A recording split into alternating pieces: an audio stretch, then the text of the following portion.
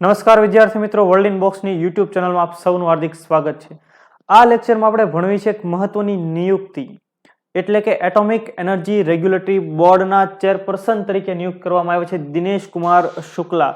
Simple one liner સવાલ છે પણ આપણને પૂછાઈ જાય, કેમ કે એટોમિક એનર્જી રેગ્યુલેટરી બોર્ડના ચેરપર્સનની નિયુક્તિ થઈ છે। તો આપણે આખો મુદ્દો જોઈ લઈએ કે એટોમિક એનર્જી રેગ્યુલેટરી બોર્ડ કે જે ભારતની અંદર આપણી જે પરમાણુય ઉર્જા છે એને રેગ્યુલેટ કરનારું, એને નિયંત્રણમાં લેનારું એક મહત્વનું બોર્ડ છે, જેને આપણે ટૂંકમાં કહીએ છીએ AERB।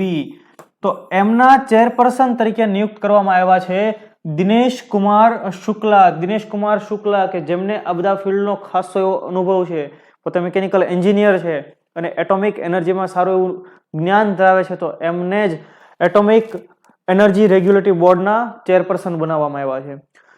એમનો કાર્યકાળ 3 વર્ષ માટેનો કાર્યકાળ રહેશે। અત્યારે નિયુક્તિ થઈ છે તો આવનારા 3 વર્ષ સુધી તેઓ આ પદ પર કાર્યરત રહેશે। સાથે કોના અનુગામી બન્યા, એટલે કે અત્યાર સુધી આ પદ ઉપર કોણ કાર્યરત હતું, તો કે જી નાગેશ્વર રાવ અત્યાર સુધી આ પદ ઉપર કાર્યરત હતા।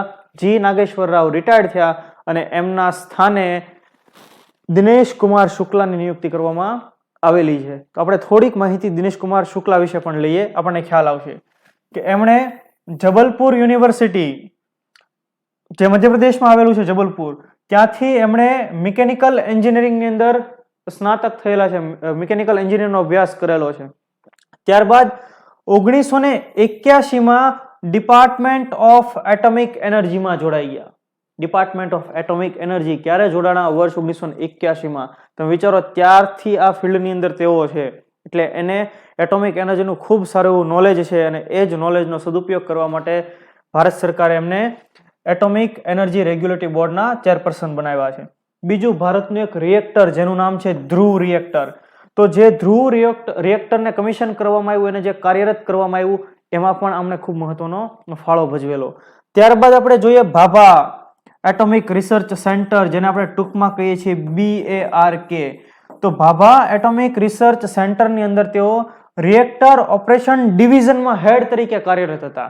રિએક્ટર ઓપરેશન ડિવિઝન કે જે એટોમિક રિએક્ટર છે એના જે હેડ હોય એની અંદર પણ તેઓએ કાર્ય કરેલું છે। તો એક મહત્વના વ્યક્તિ દિનેશ કુમાર શુક્લા કે જેઓ હવે એટોમિક એનર્જી રેગ્યુલેટરી બોર્ડના ચેરપર્સન તરીકે આવનારા 3 વર્ષ માટે કાર્યરત રહેશે।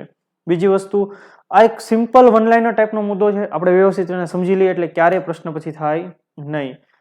જો તમને આ બધા વિડીયો પસંદ આવતો હોય તો ખાસ એને લાઇક કરો, શેર પણ કરો અને ચેનલને સબસ્ક્રાઇબ પણ કરો। આવા જ કરંટના વિડીયો, યોજનાના વિડીયો, આ બધાના પ્લેલિસ્ટ તમને ડિસ્ક્રિપ્શન બોક્સમાં મળી જશે, જે થકી તમારી તૈયારીને તમે પોલિશ કરી શકો છો અને તમને વિડીયો પસંદ આવે તો અન્ય સુધી પણ પહોંચાડતા રહો। Thank you so much.